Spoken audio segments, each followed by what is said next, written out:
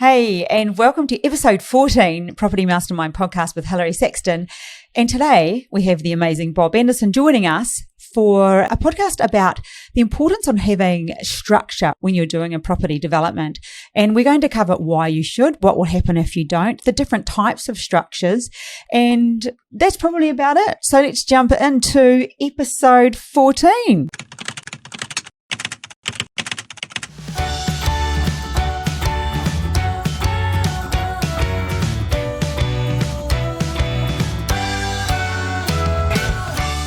Hey, and welcome to episode 14. Like I said, the amazing Bob. Hey, Bob. Oh, g'day. Thanks. Oh, I love that amazing bit. Keep saying it. I know. Well, before we talk too much about you, we'll talk a little bit more about you here. We give away this book. This one chapter is written by Bob. It's Secrets of Property Millionaires Exposed. For those of you who are listening and not watching this on YouTube, I'm holding it up. For those of you who want to see what Bob and I look like, we're on YouTube. Jump on, say hi. But anyway, we do give away a copy of this or a coaching session, depending on how we're placed for time. And this week, the winner was Adrian Drugakov. And Adrian wrote an awesome response on the YouTube channel, gave a great comment. So thanks, Adrian, very much. And I hope you enjoy the read. Yeah, great. Congratulations, Adrian. Well done, man. I heard someone say the other day they'd read it 3 times. Oh, really? Yeah. It was probably one of the authors. No, it was actually someone in our community. So, as I said, talking structure today with Bob Andersen, just a bit of credibility around Bob. Has been in the property development space for 38 years and property education for how many years, Bob? Well, at least 15. At least 15. 15. 15. 15. 15. I said 15. I thought you were going to say 50. No, 15 in education. So he has the right. Absolutely. He has the right to say so much out there, and he's a wealth of knowledge. Like we're talking next level. I call him Google, as most people know. So anyway, let's talk about structures, Bob. And I know you love the legalities and you love getting all this stuff right and the importance of it. So I'll let you get started on this one. Yeah. Well, when you're talking about legalities and everything, I guess we should make a disclaimer. Oh, yes. And the disclaimer is pretty simple. We will discuss things like tax a little bit on the way through and legalities. So this is definitely not tax advice. No, this is a conversation. If you want the right tax advice, the right legal advice, go to your tax accountant, go to your lawyer. But this is just a general conversation from a couple of property developers having a bit of a natter here at the table. There's my disclaimer. Not Perfect. Very formal, was it? No, like what he said. That's my disclaimer. Yeah, just like what Bob said. Back me up, Hilary. So why is it important, Bob? Or where do you want to start with for structures? Where do you want to start? Well, does everybody know what a structure is? Maybe not. So when we're talking about a structure, we're talking about, if you keep it simple, the name that you buy a property in. Now, you've got a number of investment properties. You have entities for certain reasons. We do property developments. We have an entity for certain reasons. It could be our own name. It could be a company. It could be a trust. There's all sorts of trusts. There's different ways of establishing companies. So it's the name, if you like, or the entity that you initially buy the property in that you're going to develop. And that's what we mean by an entity. And there's a lot of variables in there. Yeah, so structure. just for those who can't see, he kind of went, oh, yeah, there's a lot of variables there. Yep. It was all rushing through my mind. I could see it going. I'm trying to keep it simple as well because I realise, your audience, there's some quite sophisticated people, investors, developers there, and there's a lot of new people who want to learn. Yeah. And it can be frightening when you first learn, and even stuff like this, like just the idea of I've got to do what? I've got to get a who? It's confusing at the start, definitely. Yeah, it is. So we'll try and keep it easy to understand. Yeah. So why? Why a structure? Well, we did say we might mention tax, and that's probably one of the primary reasons why you want the correct structure, and that is to minimise tax. Not avoid tax. Good point. Yes. Avoiding tax can get you in a lot of trouble. We're talking about minimising tax. And I think you're in favour of minimising tax. Absolutely. Aren't we all? Yep. Pay the least amount of tax you legally are required to pay. That's what we mean by tax minimisation. And our choice of structures can have a very definite effect on that.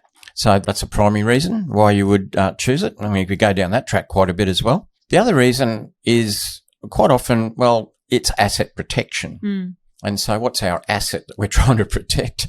Well, our it could property. be the development itself, yes. Yeah, that's exactly right. Yeah. You hit it right on the head there. It's the development. It starts off as land and let's say ends up either more blocks of land or ends up buildings like townhouses or apartments. So that's what we're trying to protect.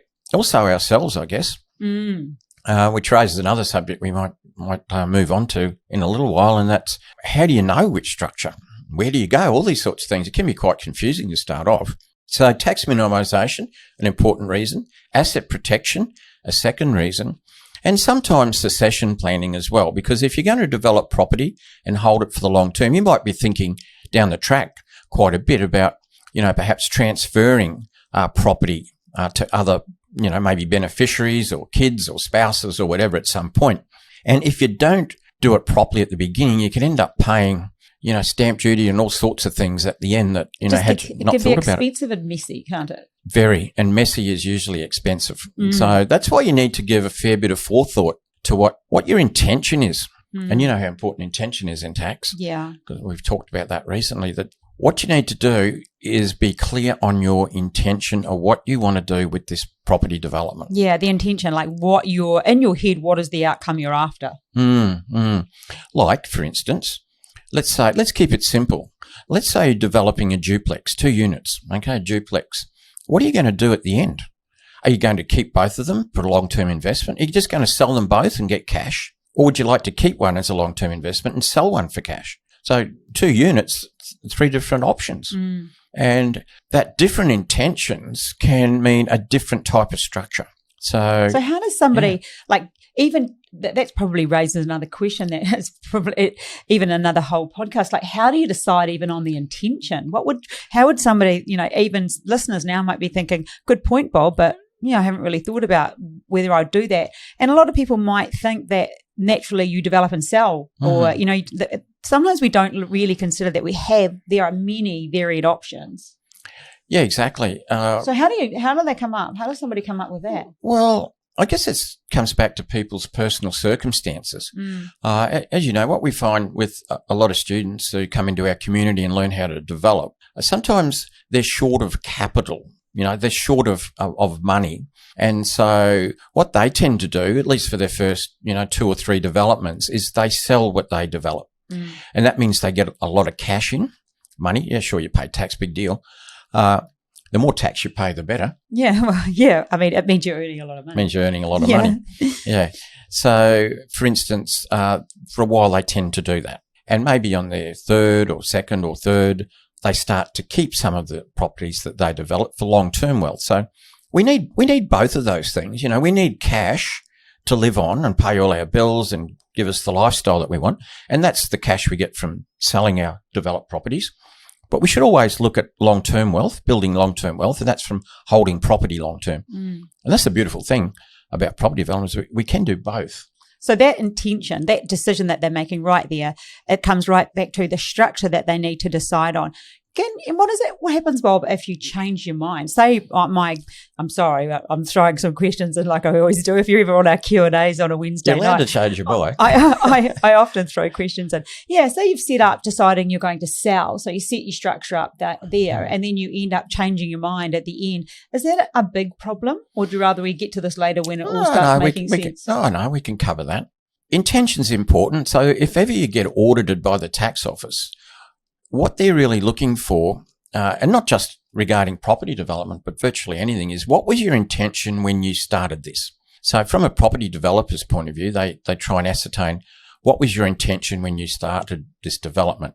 And your intention might have been to hold the properties, but now you're going to sell them for what reason? And you might have a structure that suits one a bit less the other, but you've changed your mind. That's what you're going to do. You need to get advice from your tax accountant about how to deal with it. So it's not that you can't change your mind, you're going to get into trouble, but you need to cover yourself. And what I mean by cover yourself is like with what we call a paper trail, of course. So where it can come undone a little bit is, for instance, when we hold an investment, just any investment, it could be a property that we buy, just retail price, an investment property or whatever. Once we've held it for a certain amount of time, say 12 months, and then we sell that property, our capital gain's only taxed at 50% of our capital gain. That's been like that for quite a while. But that only works if it's in your personal name or in a trust, not in a company. So where people can come undone, they might do a development in a company, let's say. And because they're thinking they're going to sell. Yeah. And then they keep it. Yeah. Then there's that capital gain. So they sort of come undone a little bit, only down the track when they go to sell it, because they'll end up paying full capital gains tax because it's a company. So, if you're going to hold property long term, you don't just do it in a company, for instance. But back to your question about change, obviously circumstances can change, people can change their mind, markets change. But women change their mind all the time. Yeah, yeah. So you need to take advice from your tax accountant at that point and deal with it properly in case you ever get audited. There's things that you need to do, paper trails, you need to have a reason for the intention, ideally a commercial reason why you've changed your mind. Why do you say ideally a commercial reason, Bob? Well, not just a whim. I'll tell you what happened, or what can happen. If you want like a story of what can go wrong, that's always a good story. Yeah. Stories are good to remember. Yeah. So you could have a situation, this has happened plenty of times, where a developer has gone into a development with the intention of selling the property. Something could happen along the way. Let's say during the course of construction of the development, the market goes a bit quiet, goes a bit soft, maybe even prices come back a bit. And so the developer at the end of the project thinks, well, look, I'm selling into a not great market. So what I might do, because I can afford to do it, I'm going to keep my properties. And I'll keep them for a couple of years. And then when the market's picked up again, I'll sell them. Oh, that would be so common. Now there's nothing wrong with that. But where they can come undone is when they sell those properties down the track a bit in a few years' time, if they try and claim, let's say, the 50% capital gains tax relief that we're given when we hold investment properties long term, this is an example of intention. Now, if they were to be audited, the tax office would say, okay, what was your intention when you went into this deal in the first place? Because you're claiming the 50% capital gains tax relief. What was your intention? Was it always to develop and hold them as an investment? And the answer is no, it wasn't. And what they can do, they can go to the financier, for instance, who financed that project, and they say to the financier, when this person borrowed finance from you, what was their intention? And this is where it all unravels, because the intention nearly always when you're borrowing money from a financier is how do you pay the financier back? You pay the financier back by selling the property. Right. So the financiers, they said, oh, look, their exit strategy was to sell the property and then repay the loan to us. And the ATO says, gotcha, the intention was to sell. And there's been plenty of circumstances where that's happened, where a developer's held property for a while and then tried to claim the 50% capital gains tax relief, been audited. And so the ATO makes you pay the full tax, which is they should, but then it's not unusual for them to fine you another 70% on the top. That can be a lot of money. Particularly if a bit of time's gone on and values have risen up. When you say a bit of time, what are you alluding to? Well, just depending on what the market's done. Like if the market's had a big push and the values have gone up a lot and therefore they've sold at a pretty good profit, not just their original developer's profit had they sold straight away, but, an extra 3 or 4 years growth on top. That becomes their profit. Now they've claimed the 50% capital gains tax relief. With the ATO said, no, you can't. You have to pay the full amount. Not only that, we're going to, it could be $200,000 or $300,000 townhouse. So you've got to pay the full amount of tax on that profit, on the $200,000 or $300,000 profit. Plus they'll hit you a big penalty as well for being naughty, not telling the truth or trying to skirt around the edges. Skirt around the edges. So that's an example. And that has happened a bit. In fact, a few years ago, the ATO had a purge. Now remember, their computer is a seriously good computer. It's not like our laptops. They know everything. It's all linked to all the Office of State Revenue in every state. And, it's just linked everywhere, places you wouldn't even dream about. And so they had a bit of a purge on developers who were developing stock, holding it for a while and then selling it. Nothing wrong with that. It's just that you had your intention being to sell in the first place and you ended up keeping it and selling it later. Busted. Don't claim the 50% capital gains tax relief. And they caught a lot out that did that. So not only did they get hit with the full tax bill, which was fair anyway, quite some substantial fines. So, but when you even, just so for the listeners, that when Bob says developer, that's also just the people we educate, like just the newbie developers. We are developers. Once you're like, I am a property developer. You might do something else, but you can still be a property developer. So, everybody there's a big catchment there. It's not just that old picture that we have in our mind of the guy on the Gold Coast with the gold medallion and the chest open that we always laugh about. No, not that one. Could be a little duplex, could be 2-lot subdivision. It could be anything really. But that's why intention's important to ideally know what your intention is when you start. Yes, like you said, Hillary, you can change your mind, and there can be reasons and commercial reasons even why you change your mind. There could be family reasons. It could be health. It could be a breakup of a relationship. I mean, it could be lots of reasons happen why, circumstances change during that 12 months or 2 years of a project. So, but yeah, you really do need advice from a good accountant on how to deal with that change. But even while we're talking about accountants, when it comes to structure, it is vital you seek advice from an accountant that understands how to structure how to structure this type of business. You can't go down to what you always say, Bob. You can't go down to the down the $99 do your tax at Westfield. No, not that one. No. So the type of account. Well, look, there's a couple of people that can advise on structure. I mean, suitably licensed financial planners can advise on structure, and ideally an accountant who has a lot of experience in business tax structures, not just property development, but business tax structures, because property development is a business. Yep. But also ideally has a lot of exposure to property as well. So they'll be familiar with the right sort of structures that suit an individual circumstances. And that's why you can't just take it off the rack. Sometimes people ask us, I'm going to do a development. What's the best structure? There's no answer to that. The answer is it's the best structure that suits your particular circumstances. And almost every mentoring student we work with, almost all, when we say, like, I've been like coaching the mentoring students for a couple of years now. Oh my goodness, it's just about every time. Can I just use my own accountant? Yeah. And you can use your own accountant for tax, but to get this sort of thing done, it's okay to have somebody else set it up for you.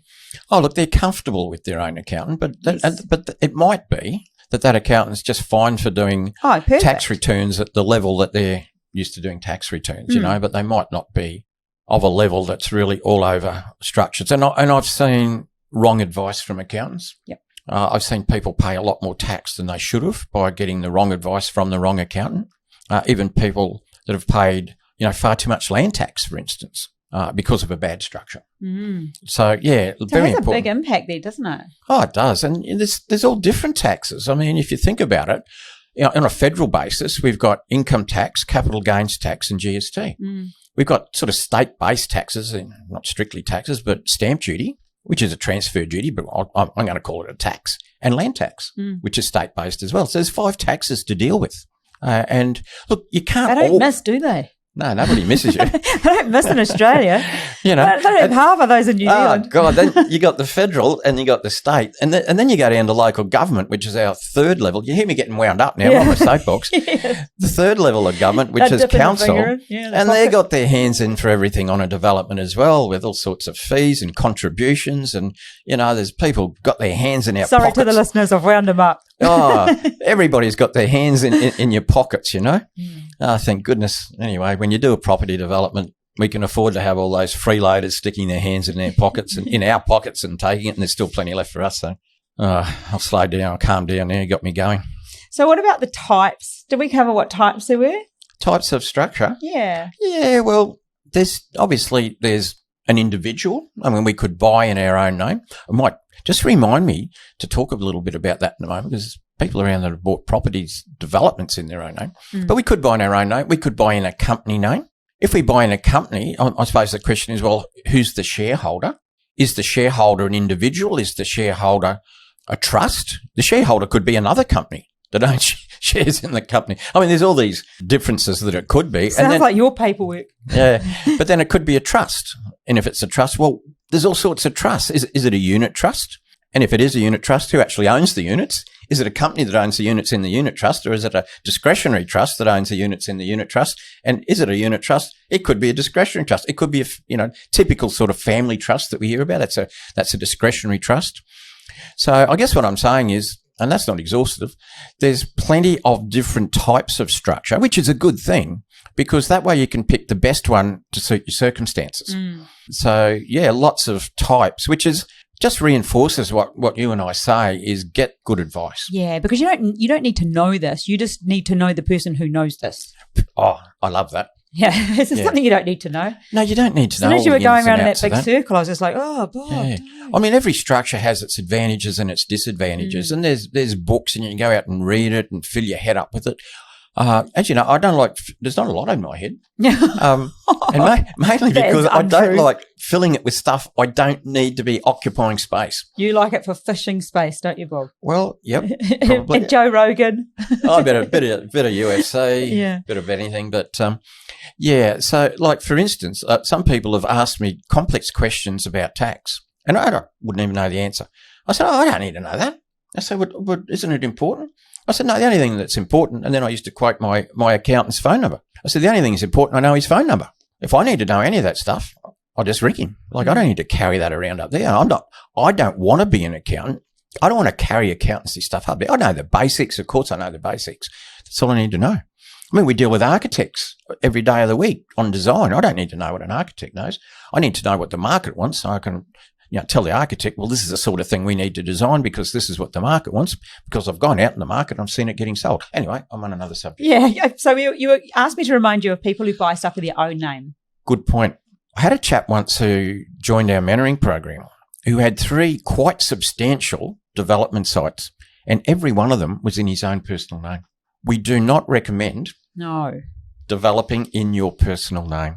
And that gets back to the asset protection thing we talked about a little bit earlier. Is if you develop a development, let's say in your own personal name, now heaven forbid, but let's say something goes wrong and you're left exposed and somebody is going to sue you for something that's happened around this property development. If it's in your own name, everything you own in your own name's at risk. It's good night news. Yeah. Could be. Could be. Now, if things went really bad and the remedy or the damages couldn't be dealt with from that one project, they just chase you for the rest. There goes your car. It could be your own name, your car, your home, your Rolex watch. Every developer needs a fake Rolex watch. And, so that's why you don't want it in your own name. You want it in an entity. And so that begs the question, because this has recently happened, and I know that people might find this interesting. Bob, they've bought a property. Somebody in our mentoring program has done this, and then they've decided, so they bought it in their own name, then they changed their mind and decided to develop it. So what do you do in that case? So it's just like, what do you do? Well, I've come across this quite a bit, because what can happen, people can buy a property in their own name because, let's say, it's their principal place of residence. You're buying, it's just your house. So you buy it in your own name. But then you might end up wanting to develop that property. Now, I know who you're talking about there. Their intention wasn't to develop it when they bought it. It's just a house to live in with the family.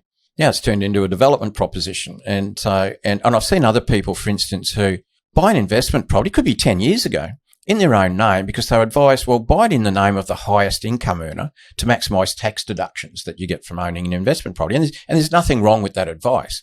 But you've come to a point now where this property could be developed, but it's in your personal name. So the issue is, what do they do?